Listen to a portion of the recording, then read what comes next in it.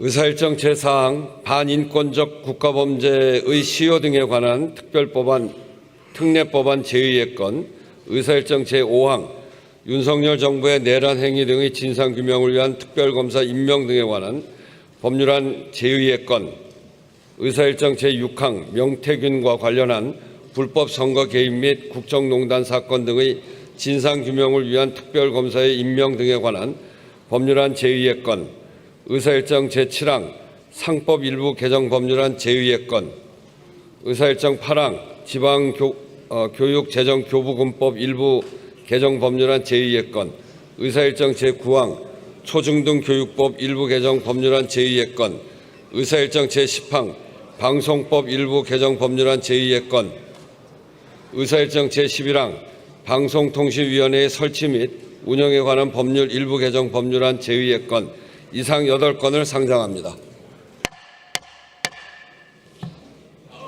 이상 8건의 안건은 국회가 의결하여 정부로 이송한 각 법률안에 대하여 대통령 권한대행으로부터 헌법 제53조 제2항에 따라 제의 요구가 있어 제의의 건을 심사하려는 것입니다. 그러면 먼저 박성재 법무장관 나오셔서 반인권적 국가범죄의 시효 등에 관한 특례법안 제의의 건, 윤석열 정부의 내란 행위 등의 진상규명을 위한 특별검사 임명 등에 관한 법률안 제의의 건, 명태균과 관련한 불법 선거 개입 및 국정농단 사건 등의 진상규명을 위한 특별검사 임명 등에 관한 법률안 제의의 건, 상법 일부 개정 법률안 제의의 건, 이상 4건에 대하여 제의 요구 이유를 설명해 주시기 바랍니다.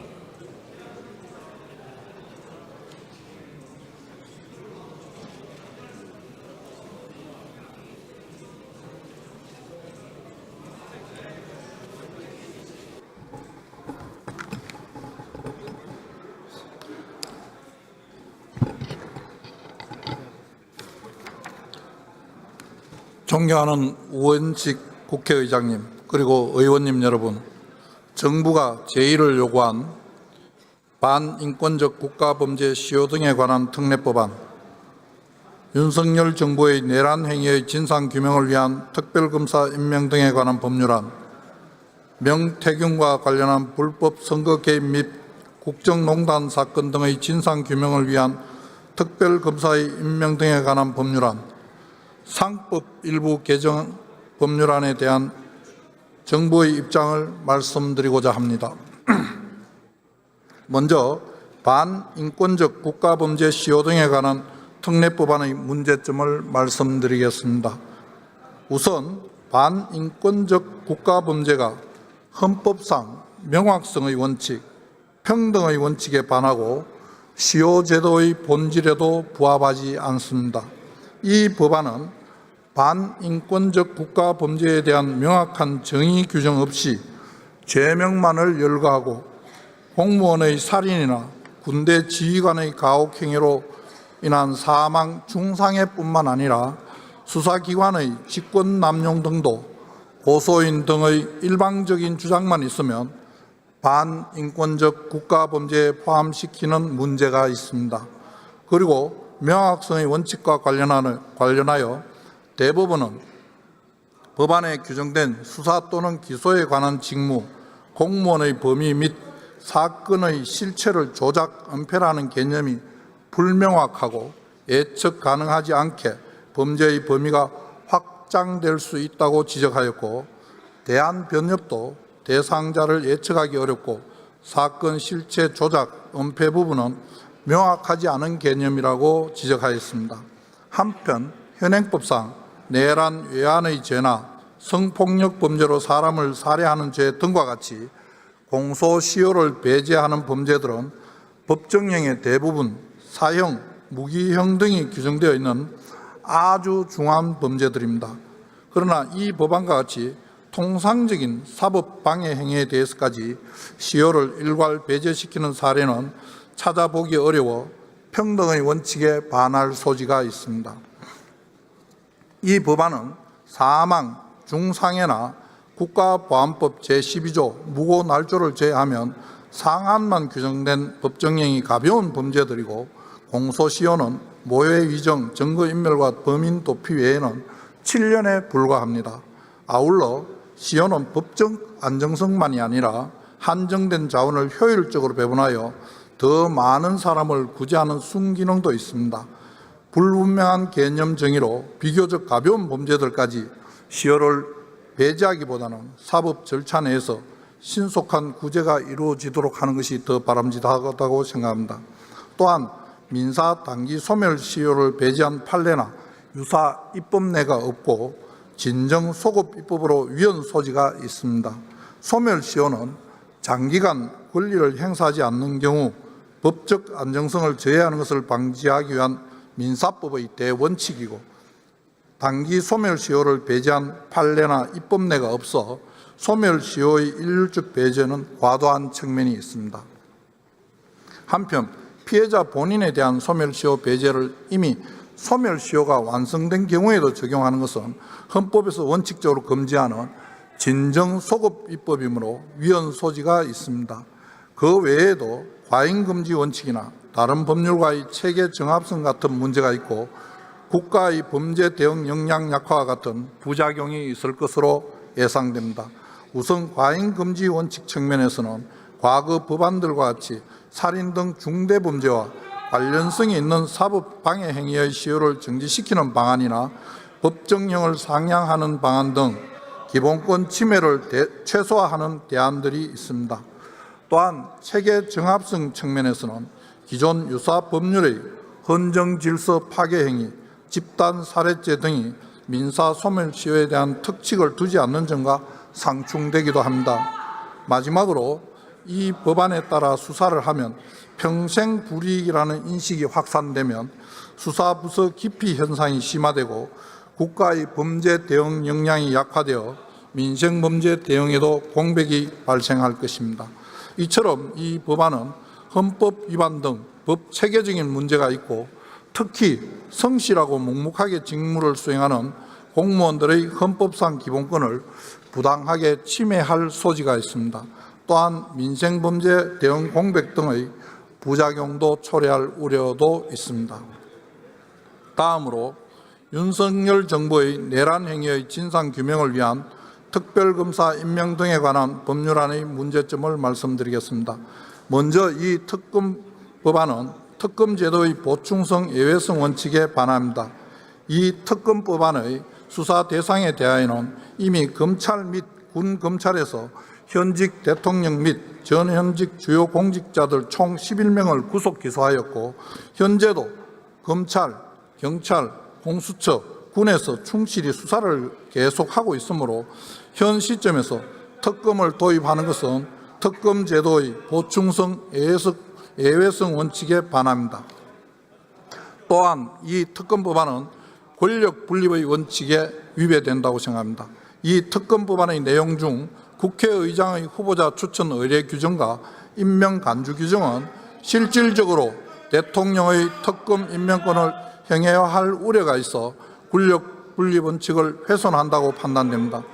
또한 대법원장이 특검 추천권을 행사하게 되는 것은 사법부가 소추 과정과 재판에 모두 관여하게 되어 이 또한 권력 분립의 원칙이나 재판의 공정성 측면에서 불합리하다는 지적이 있습니다. 한편 이 특검 법안은 국가 안보 등에 회복하기 어려운 치명적인 결과를 초래할 우려가 있습니다. 이 특검 법안은 군사상 비밀 등 국가의 중대한 이익을 해하는 경우 등에 압수수색을 거부할 수 있도록 한 형사소송법 규정을 배제하여 군사상 비밀 등에 대해 제한 없이 압수수색을 할 수 있도록 규정하고 있는데, 압수수색 과정과 그 이후 수사 및 재판 과정에서의 비밀 유지 대책이 거의 없는 상황에서 군사상 비밀 등이 노출될 경우 국가 안보 등에 회복하기 어려운 치명적인 결과를 초래할 우려가 있고, 그 이외에도 종전 부결된 법안의 내용에 지적된 문제점들이 여전히 남아 있습니다. 이처럼 이 특검 법안은 보충성, 예외성 원칙에 반하고 특별검사 임명과 관련한 대통령의 권한을 침해하며 군사상 비밀 등에 대해 제한 없이 압수수색을 할 수 있도록 규정하여 국가 안보에 치명적인 결과를 초래할 수 있으므로 위헌의 소지가 있다고 생각합니다. 다음으로 명태균과 관련한 불법 선거 개입 및 국정농단 사건 등의 진상규명을 위한 특별검사의 임명 등에 관한 법률안의 문제점을 말씀드리겠습니다. 먼저 이 특검법안 역시 특검제도의 보충성, 예외성 원칙에 문제가 있다고 생각합니다. 이 특검법안의 수사 대상에 대해서도 검찰에서 핵심 피의자인 명태균과 김영선 전 국회의원을 구속 기소하였고 정당의 당사와 공공기관 등을 압수수색하였고 사건에 관련된 주요 정치인 다수에 대해 조사를 하는 등 계속하여 제기된 의혹 전반에 대해 수사를 진행하고 있는 상황입니다. 현 시점에서 특검을 도입하는 것은 특검제도의 보충성, 예외성 원칙에 위배된다고 판단됩니다. 또한 이 특검법안도 권력분립의 원칙에 위배된다고 생각합니다. 이 특검법안 역시 국회의장의 후보자 추천 의례 규정과 임명 간주 규정을 두고 있는데 이는 권력분립 원칙을 훼손할 것으로 판단되고 대법원장의 특검 추천권 행사 부분 또한 권력분립의 원칙이나 재판의 공정성 측면에서 불합리한 측면이 있다고 생각됩니다. 아울러 이 특검법안은 과잉 수사 및 인권 침해 우려가 있습니다. 이 특검법안의 수사 대상이 법률안에 규정된 관련 인지수사 규정과 결합하면 최근 실시된 모든 경산과 선거 및 중요 정책 관련 사건에 대한 수사가 가능하게 되기에 수사 대상이 불명확하고 방대하여 과잉 수사 및 인권 침해 우려 또한 있습니다. 한편 이 법률안은 특별검사에게 이미 진행 중인 사건의 공소유지 권한을 부여하여 특별검사 제도 취지에 맞지 않습니다.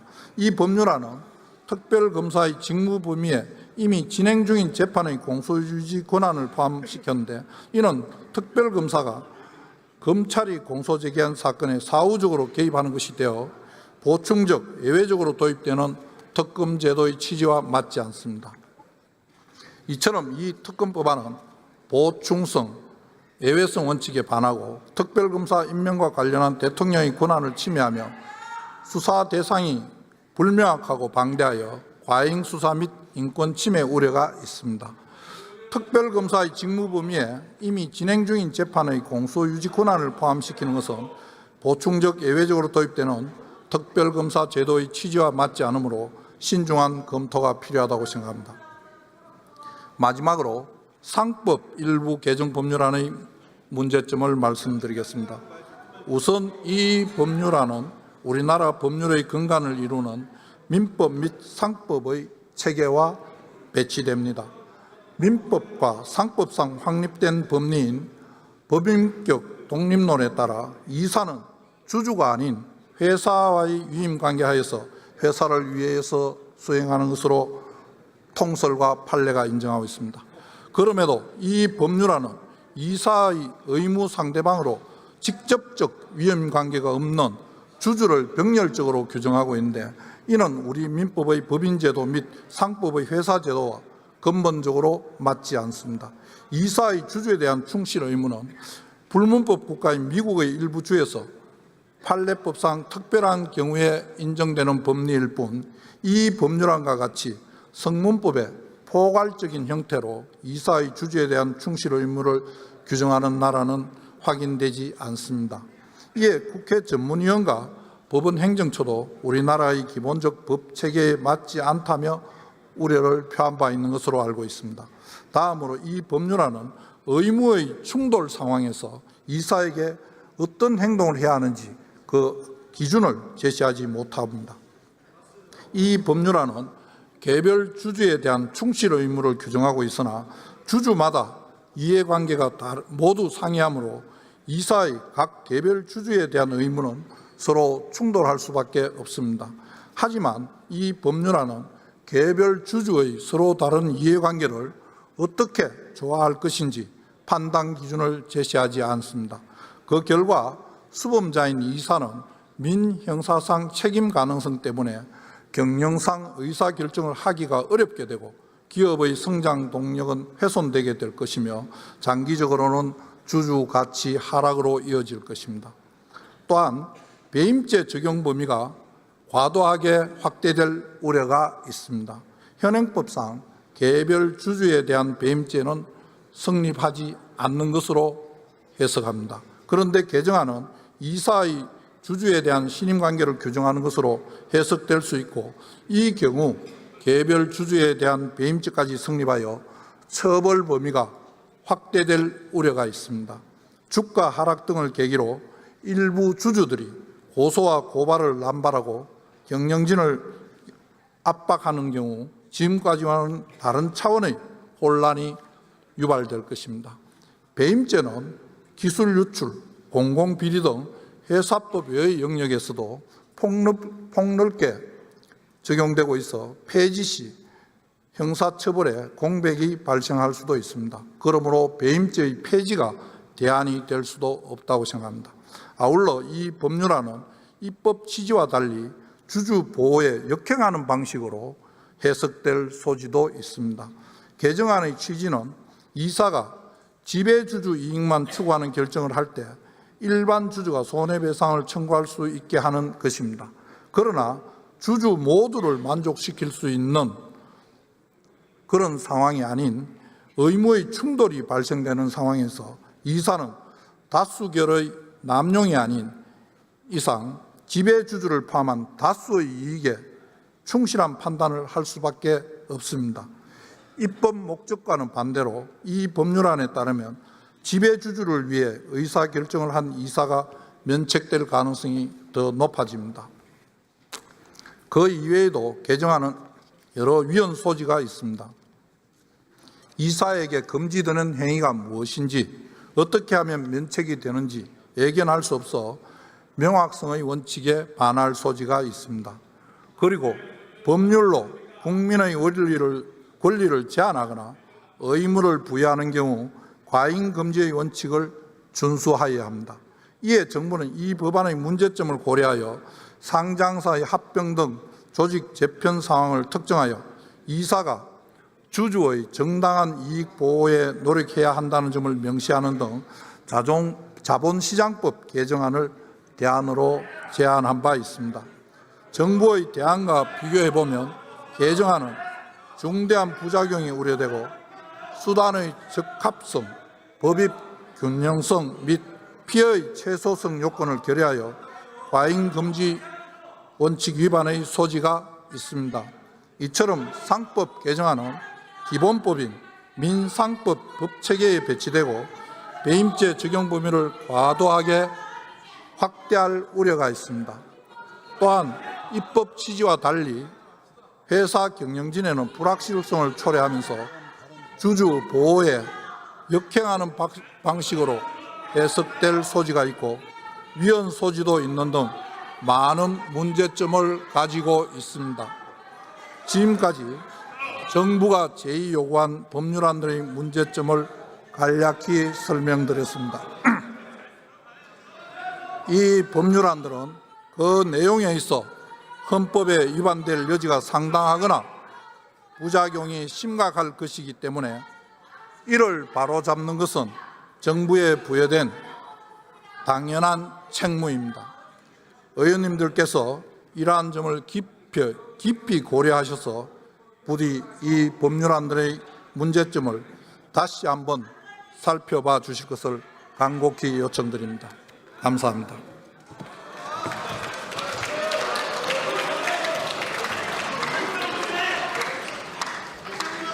자, 그러면 지금부터 잠시만 주목해 주시기 바랍니다. 제가 구독자분들을 위해서 선물 하나를 준비했는데요. 제가 항상 여러분들께 드리는 말씀이 있습니다. 뉴스만 평소에 잘 챙겨보셔도 돈이 되고 돈을 벌 수 있다라고 말씀을 드렸는데요. 여러분들은 여기 보시는 삼성전자 뉴스를 보고 어떤 생각이 드세요? 아니면 정치인들의 뉴스, 날씨 뉴스를 보고는 어떤 생각이 드시나요? 그냥 뉴스만 보고 끝내는지, 아니면 이 뉴스를 어떻게 이용할 수 있는지, 이 부분을 고민하고 계시는지를 되물어보고 싶습니다. 그 이유가 뭐냐 하면 제가 지난번에 여러분들께 뭐라고 말씀을 드렸었죠? 지금은 반도체 섹터를 눈여겨보셔야 한다고 말씀드렸습니다. 그리고 나서 이런 썸네일들 뉴스를 통해서 많이 보셨을 겁니다. 반도체 내용이 이슈가 됐을 때 부자들은 어떻게 생각한다? 반도체 관련주들은 뭐가 있는지, 어떤 종목이 가장 좋은지, 어디에 투자해야 돈이 몰리는지 자연스럽게 생각한다고 제가 말씀을 드렸죠. 그 이유가 뭐냐 하면 부자들이 봤을 때는 이슈가 곧 돈으로 이어지고 그 이슈가 나에게 돈을 벌어준다는 경험적 확신이 있기 때문에 부자들은 항상 이런 사회적 이슈를 관심 있게 챙겨본다고 제가 말씀을 드렸습니다.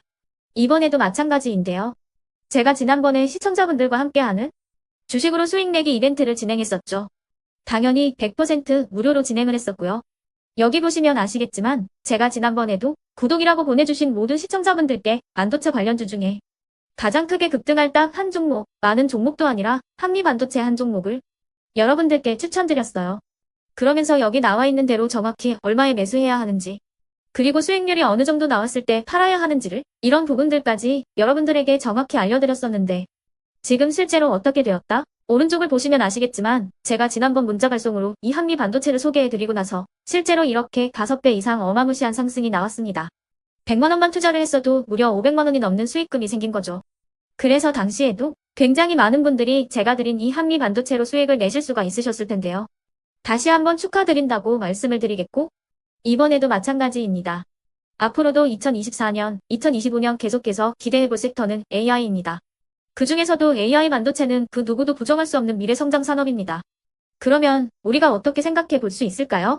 AI 반도체 종목 중에 앞으로 크게 대장 역할을 하면서 10배 이상 급등할 수 있는 템베고 종목을 지금부터 열심히 추적해야 한다는 겁니다. 큰 돈을 투자하지 않더라도 월급의 일부분 아주 소액이라도 이 종목을 모아가야 수백 %의 수익률을 손에 쥘 수 있는 것이죠. 지금 여러분이 보고 계시는 이 유튜브 또한 AI 반도체와 아주 밀접한 연관이 있고 반도체야말로 대한민국의 핵심 산업으로 앞으로 더더욱 시장은 성장할 수밖에 없습니다. 그렇기 때문에 제가 이번에도 뭘 보내드리고 있냐면 지난번과 똑같이 구독이라는 문자를 보내주시면 제가 AI 반도체 관련주 중에 앞으로 대장주 역할을 하면서 주가가 가장 크게 급등할 한 종목을 여러분들께 문자 발송으로 종목명과 사고 파는 시점을 모두 알려드릴 건데요. 그 문자를 받고 여러분들이 주식으로 돈 버는 연습을 한번 해보셨으면 좋겠고요. 혹시라도 나는 주식을 하지 않는다 하시는 분들은 주변에 주식하시는 지인분들에게 말씀을 해주셔도 되고요. 아니면 연세가 있으셔서 투자가 어렵다 하시는 분들은 이 종목을 자녀분들에게 한번 사봐라. 이걸로 한번 수익을 내봐라. 이렇게 조언을 해주실 수도 있는 거겠죠. 그래서 지금 이 영상을 보시는 시청자분들 중에 나도 이번 종목이 좀 궁금하다 하시는 분들은요. 누구나 상관없이 그리고 어느 시간대나 상관없이 부담 없이 010-2514-5930번으로 구독이라는 문자 보내주시면 제가 이번에도 똑같이 무료 추천 급등주 문자를 보내드리겠습니다. 이해되시겠죠? 제 번호 010-2514-5930번으로 구독이라는 문자 보내주시면 여러분들이 직접 이슈를 통해서 돈 버는 연습을 해보실 수가 있는 거고 제가 돈을 받는 것도 아니고 투자를 대신해 드리는 것도 아니기 때문에 부담 없이 신청해 주시면 되는 겁니다. 그리고 수익이 나면 저는 다른 것은 하나도 바라지 않습니다. 제 채널에 구독, 좋아요 한 번씩만 눌러주시라 이렇게 다시 한번 말씀을 드리겠습니다.